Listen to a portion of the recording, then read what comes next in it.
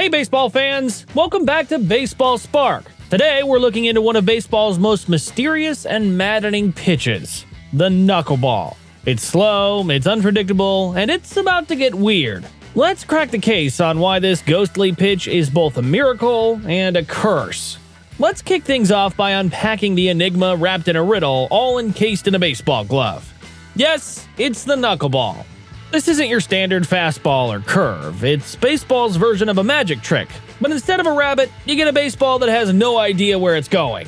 The knuckleball is a pitcher's paradox. Thrown typically between 55 to 75 miles per hour, this pitch barely spins as it heads to the plate. How little spin are we talking about? Imagine trying to throw a balloon in a wind tunnel and expecting it to go straight. That's your knuckleball. Without the usual spin to stabilize its flight, the ball is at the mercy of the air currents, causing it to bob, weave, and dance unpredictably. Despite its name, pitchers don't actually use their knuckles to throw it. It's more about the fingertips. The classic knuckleball grip involves digging the fingernails or fingertips into the surface of the ball to minimize spin. The aim is to release the ball with as little rotation as possible, letting aerodynamics do the rest. It's like pushing the ball through the air rather than throwing it. To give you an idea of how tricky this is, mastering the knuckleball is like trying to balance a coin on its edge during an earthquake. It requires finesse, patience, and a whole lot of nerve. When done right, this pitch can make seasoned batters look like they're swatting at flies rather than hitting home runs. Looks easy, right? Not so much. That's why pitchers who can effectively throw this pitch often become legends in their own right. They've tamed baseball's wild stallion of a pitch. Let's wind back the clock and tip our caps to the trailblazers who turned the knuckleball into baseball legend. This pitch might seem like a recent curiosity, but it has deep roots stretching back over a century. Our journey begins in the early 1900s with pioneers like Lou Krieger and Eddie Seacott. Seacott, often remembered for the wrong reasons thanks to the 1919 Black Sox scandal, was one of the early masters of the knuckleball. Before the scandal, he dazzled fans and confused batters with his nearly unhittable shine ball, which helped pave the way for what we now know as the knuckleball. As the decades rolled on, the knuckleball found its champions in each era. The mid-20th century saw figures like Hoyt Wilhelm, who pitched until he was nearly 50. Wilhelm used the knuckleball to carve out a career that included an ERA title and a no-hitter, proving that age is just a number when you have this pitch in your arsenal. Then came Phil Niekro, affectionately known as Knucksy. Niekro turned the knuckleball into an art form throughout the 60s, 70s, and the 80s.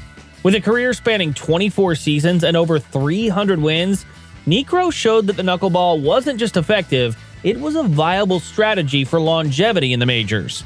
Transitioning from the legends to the latter-day heroes, Tim Wakefield deserves a special shout-out. A modern knuckleball icon, Wakefield revitalized interest in the pitch during the 90s and 2000s with the Boston Red Sox. His ability to dominate games with what looked like a fluttering butterfly was a testament to both his skill and the mysterious nature of the knuckleball. From the gritty origins in the early 1900s to its golden days with baseball's quirky virtuosos, the knuckleball has carved out its unique chapter in the annals of baseball history. These pitchers didn't just play the game, they changed it, one unpredictable pitch at a time. Up next, we'll explore why, despite its effectiveness, the knuckleball is fading into the shadows of baseball lore. Stay tuned. Despite its storied past and the legends who have wielded it, the knuckleball is like a vanishing magician in today's game of baseball. Why has this enigmatic pitch, once a staple of unpredictability and longevity, fallen out of favor? Let's look into the reasons behind the decline of baseball's most unpredictable pitch. In the modern era of baseball, the game is transformed dramatically. It's faster, more analytic, and driven by data. Today's teams lean heavily on velocity and spin rate, factors that can be controlled and predicted. The knuckleball? It's anything but predictable. Throwing it feels more like unleashing a butterfly in a hurricane than executing a precise strike. The difficulty in mastering the knuckleball cannot be overstated.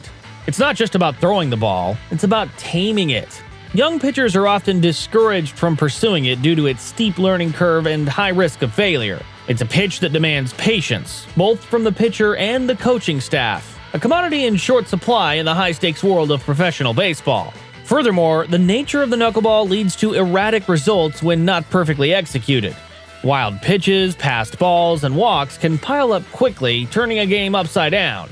In an age where every pitch is scrutinized and measured to the nth degree, many teams view the knuckleball as too big a gamble. Control and predictability are the watchwords for modern teams, heavily influenced by analytics. They prefer pitchers who can hit specific targets consistently, rather than those who offer a box of surprises every time they step on the mound. The shift towards a more controlled, powerful game sidelines the knuckleball, which thrives on uncertainty and unpredictability. Moreover, the development system for pitchers has changed. There's less room for experimentation in the minor leagues as teams focus on developing high-velocity pitchers who can strike out batters with speed and precision. The knuckleball, which requires years to perfect and a unique training regimen, often doesn't fit into this streamlined approach. So, as baseball evolves, the knuckleball drifts further into the shadows, remembered more for its quirky nature and historical novelty than as a serious strategic weapon. But is there a chance for a resurgence? We'll explore the future possibilities and the lingering charm of the knuckleball in our next segment. Stick around, because you don't want to miss this twist in the tale. As we've seen, the knuckleball has danced through the pages of baseball history, leaving behind a trail of baffled batters and bewildered fans. But in today's game, this slow-pitch enigma is as rare as a perfect game. Let's meet the modern guardians of the knuckleball and ponder its future in the big leagues. One name stands out in recent memory: R.A. Dickey. Back in 2012, Dickey didn't just pitch well, he dominated. Winning the Cy Young Award with his hard-fluttering knuckleballs that clocked in the mid-70s, Dickey showed that the pitch could still compete at the highest levels. But even with his success, few have followed in his footsteps. Following Dickey, the knuckleball's presence in Major League Baseball has flickered to almost darkness. Stephen Wright briefly carried the torch with an All-Star appearance in 2016, but injuries and suspensions derailed his career. And then there's Eddie Gamboa and Mickey Jannis, who had fleeting moments in the majors, showing flashes of potential but not enough to sustain a long-term presence. Why such scarcity? The reality is stark. The knuckleball is not just difficult to master, it's a career gamble. With the high-stakes environment of modern baseball, teams and players often opt for more conventional and less risky paths to the majors. Yet, the intrigue of the knuckleball remains. It's a pitch that doesn't rely on speed, but on deception, offering a potential career lifeline for those who might not have the blazing fastballs typically required for major league success. For aging pitchers or those reinventing themselves, the knuckleball holds a romantic appeal, an echo from baseball's diverse past, suggesting that maybe, just maybe, diversity in pitching styles can still find a place. Could the knuckleball make a comeback? As analytics continue to dominate baseball strategy, there might be a window for the knuckleball as a secret weapon, especially as teams look for any competitive edge. Perhaps it requires just one bold team, one daring coach, and one resilient player to bring the knuckleball back into the spotlight. So, what do you think? Is the knuckleball going to make a miraculous comeback? Or is it destined to be a relic we tell our grandkids about while they roll their eyes? Drop your thoughts in the comments below. And hey, if you know a knuckleballer, send them our way. We've got plenty of questions and maybe a few hugs for these rare heroes of the mound. Thanks for tuning into Baseball Spark. Don't forget to like, subscribe, and ring that bell for more baseball oddities and epic tales, and we will catch you in the next inning.